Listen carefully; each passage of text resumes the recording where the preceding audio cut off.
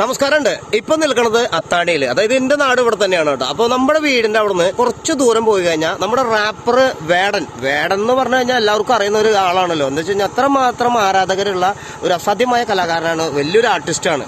അപ്പോൾ അദ്ദേഹം താമസിക്കുന്നത് നമ്മുടെ വീടിൻ്റെ അടുത്ത് കുറച്ച് ദൂരം പോയി കഴിഞ്ഞാൽ അവിടെ അടുത്താണ്, നമ്മുടെ ഒരു അയൽവാസി കൂടിയാണ്.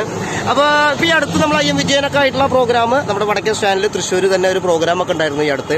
ഇപ്പോഴാണ് ചെറിയൊരു ഇഷ്യൂലൊക്കെ വന്ന് പെട്ടിരിക്കുന്നത്. അതൊന്നും വിഷയമുള്ള കാര്യമല്ല. അടുത്ത നെക്സ്റ്റ് പ്രോഗ്രാമിലേക്ക് അദ്ദേഹം എത്രയും പെട്ടെന്ന് തന്നെ വരും എന്നുള്ളത് തന്നെയാണ്. അപ്പോൾ അദ്ദേഹത്തിന്റെ വീട് നമ്മുടെ വീടിലൂടെ ജസ്റ്റ് ഒന്ന് കാണിച്ചു തരാം, കാണാത്തവർക്ക് വീടൊന്ന് കാണാന്നുള്ളത്. Okay, thank U.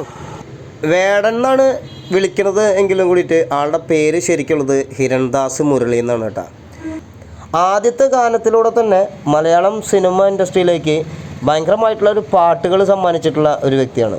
അതുകൊണ്ട് തന്നെ അദ്ദേഹത്തിൻ്റെ പാട്ടുകൾ കേൾക്കാനും ഭയങ്കരമായിട്ടുള്ള ആരാധകരുണ്ട് എന്നുള്ളതാണ്.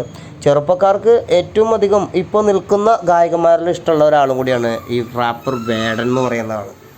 മൂപ്പരുടെ വിദ്യാഭ്യാസം എന്ന് പറയുന്നത് തൃശ്ശൂർ തന്നെയാണ് പഠിച്ചിരിക്കുന്നത്. കുറുക്കഞ്ചേരി SN എന്ന് പറഞ്ഞ സ്കൂളിലാണ് ആൾ പഠിച്ചതൊക്കെ.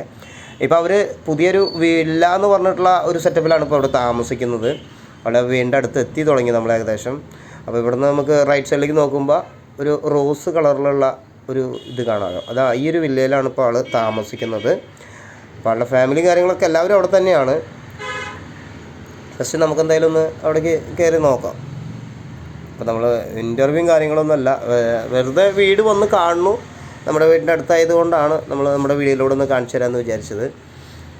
അപ്പോൾ അദ്ദേഹത്തിനോടുള്ള ആരാധകർ അദ്ദേഹത്തിൻ്റെ വീടൊന്ന് കാണണമെന്ന് ആഗ്രഹിക്കുന്നുണ്ടാവും. അവർക്ക് വേണ്ടിയിട്ടുള്ള ഒരു വീഡിയോയും കൂടിയാണ്. ഓക്കെ, നമുക്ക് എന്തായാലും ജസ്റ്റ് ഒന്ന് അവിടെ കടക്കാം.